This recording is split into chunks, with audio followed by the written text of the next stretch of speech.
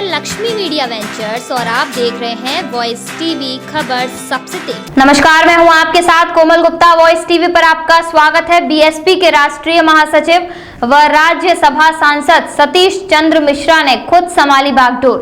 बता दें, सतीश चंद्र मिश्रा ने टूंडला विधानसभा के गांव राजारामपुर व टूंडला में बसपा कार्यकर्ताओं को किया संबोधित। जी हां, बसपा के राष्ट्रीय महासचिव सतीश चंद्र मिश्रा ने ब्राह्मणों पर खेला दाव और बसपा को बताया सबसे हितैषी पार्टी।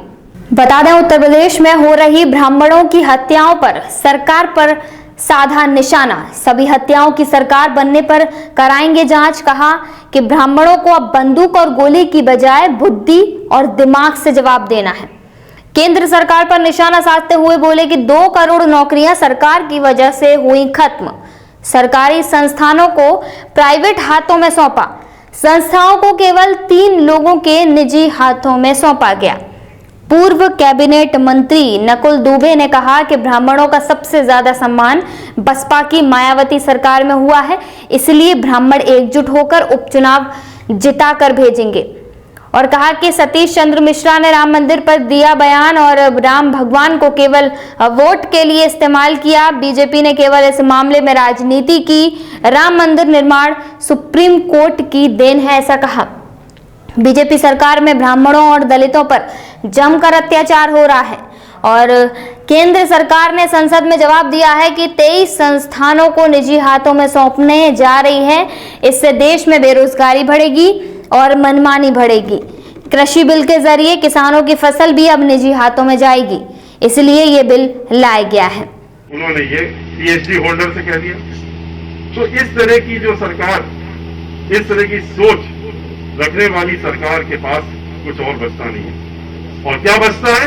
ये आजकल आपके समाज को खास तौर से चुन चुन करके उनके ऊपर हमलावर होने का काम पूरे उत्तर प्रदेश में एक तरफा।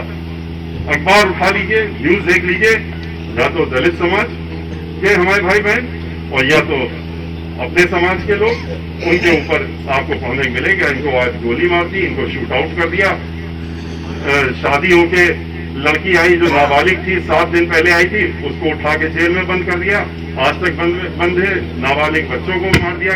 तो इस तरह का जो एक माहौल, एक दहशत फैलाने का काम पूरे प्रदेश में, खास तौर से चुन के समाज के लोगों को, तो इसको देख करके जो लोग, मैंने अभी आपको बताया 2007 में हमारी सरकार आई थी, तो ब्राह्मणों के लिए हमने जो किया है वो तो आपको हमने बहुत थोड़े समय में बताया। मैं अगर बताने चलता तो अभी 1 घंटा और लगता। और खाली ब्राह्मण समाज के लिए नहीं किया, पूरे प्रदेश के लिए किया। पूरे प्रदेश में सर्व समाज के लिए बहुजन समाज पार्टी जब आती है तो एक समाज के लिए नहीं आती है। ये इस तरह की सरकार नहीं जो अभी चल रही है। बहुजन समाज पार्टी सर्वजन हिताय सर्वजन सुखाय की बात करती है।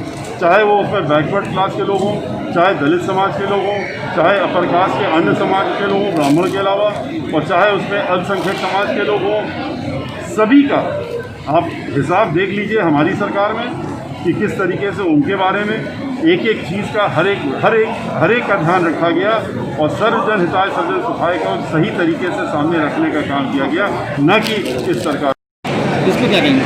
देखिए, मैंने आपसे क्या कहा, ये इसलिए है कि आप लोगों का ध्यान जो है, जो सही मुद्दे हैं देश और प्रदेश के, जहाँ बेरोजगारी चरम सीमा पर है, जहाँ लॉ एंड ऑर्डर बिल्कुल शून्य पर पहुँच गया है, जहाँ महिलाएं और पुरुष दोनों असुरक्षित हैं, जहाँ किसान तड़प रहा है, जहाँ मजदूर रो रहा है, कारखाने बंद हैं, बेरोजगारी परम सीमा पर पहुँच गई है, उससे ध्यान कैसे हटाया जाए? तो ये तो ध्यान हटाने के लिए ये मैंने अभी आपने सुना, मैंने अपने भाषण में क्या कहा, तैयार रहिए। इस तरह की कुछ न चीज़ें आती रहेंगी जिससे कि आप अपने बारे में न सोच पाएँ। आपका ध्यान भटकाने के लिए ये सब उसी की प्रक्रिया के अंतर्गत है और कुछ नहीं।